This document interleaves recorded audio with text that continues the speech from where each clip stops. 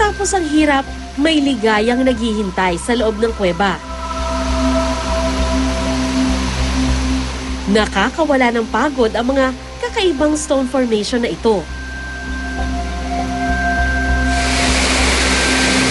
Ayos, kaya-kaya kasi magaspang yung bato kaya kumakatok sa paa. Ano tawag dyan? Flow stones po, ma'am. Flow stones?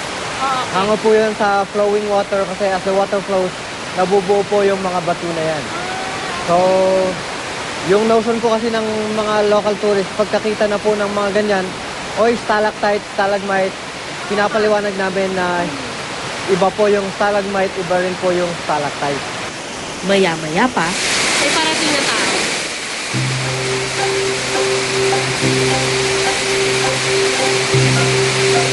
Hinudi!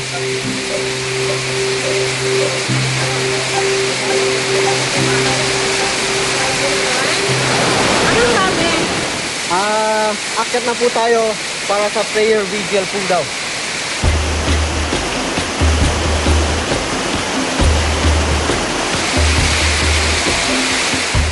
agad kami lumabas ng kuweba para sumama sa padasal.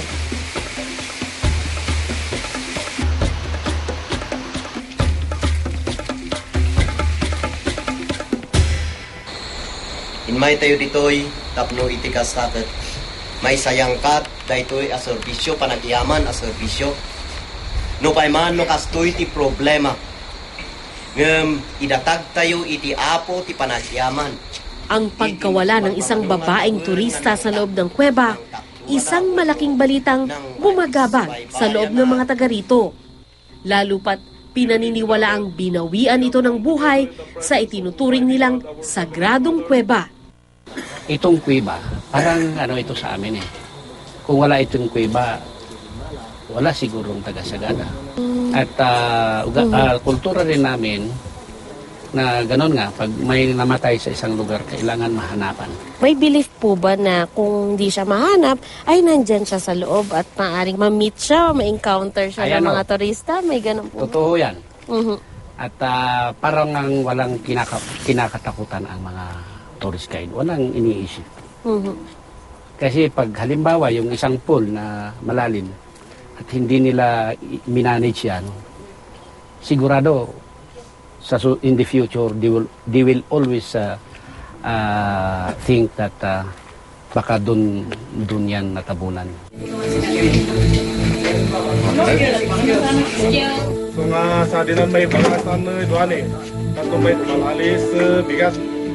Matapos ang pagdarasal, isang anunsyo mula sa kapitan ng barangay Ambasing na nakakasakop sa Sumaging Cave. Bawal muna yung papasok sa kuweba. Bakit po bawal muna po pagpasok sa kuweba? Kasi yun nga may gagawin Prayer ba yun? Oo, yung prayer doon sa Ritual. Oo, Community ritual. Community ritual. Opo, sa Dapay. Yes.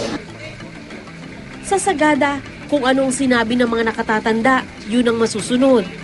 Kaya kailangan naming maghintay bago makapasok muli sa kuweba. Kinabukasan,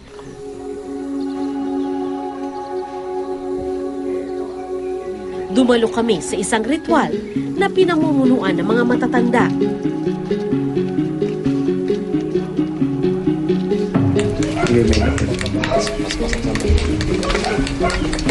Hindi siunam na ilan kasi kanang tugiway nang iwan-iwan sinan kangamin.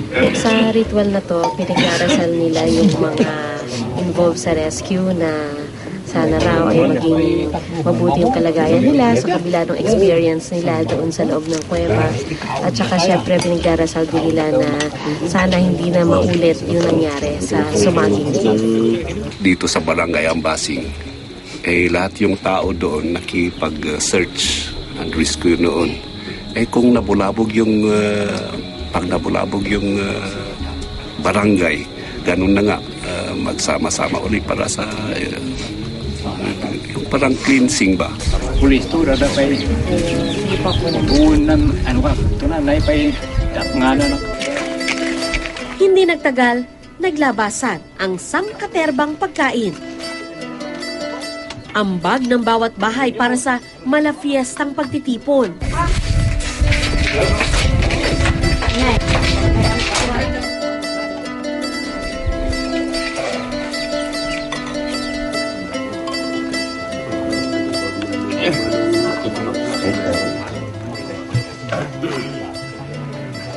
Tatay, paki-explain po bakit po uminom tayo ng gin. Minom tayo na ganun ng ritual at tapos para makishare din yung mga espiritu. Mabuting espiritu din. So, kumbaga parang kasama natin sila ngayon, yung mga spirit. Hindi lang makikita. Hindi lang nakikita. Tapos parang ka-share natin sila dun sa pagtitipon natin. Naroon din si Erickson, isa sa mga naunang nag-rescue sa mga natrap sa kuweba. Minsan paghiga mo, naiisip mo, pagdating din ng araw, sa days go by, mawawala din naman. Anong natutunan mo na lesson doon sa pangyayari? Marami, ma'am. Yung teamwork, siyempre lahat, kahit hindi taga dito, pumunta doon para tumulong. Then, yung safety. Tapos yung alertness mo as a guide. Naikwento din niya sa amin ang ilang kakatuwang pangyayaring naranasan niya sa loob ng kuweba. Nakausap ako ng isang spiritu doon. Paglabas ko, sakit ang katawan, sakit ng ulo. Parang kasalubong lang. Ganun lang po. Ano to, parang tao? Hindi mo siya makikita, ma'am. Basta kakausapin ka lang. Parang may narinig ka, gano'n? Hindi. Hindi mo maririnig, ma'am. Pero ang nararamdaman nila, mararamdaman mo. Mapabata man o matanda, iisa ang pananaw ukol sa mga espiritu sa Sumaging Cave. Nakita ko rin kung gaano kalalim ang koneksyon ng mga igurot ng Sagada sa itinuturing nilang sagradong kuweba. Sana lahat ng inalay ngayong araw na ito ay tinanggap ng mga espiritu na pinaniniwalaang naninirahan doon.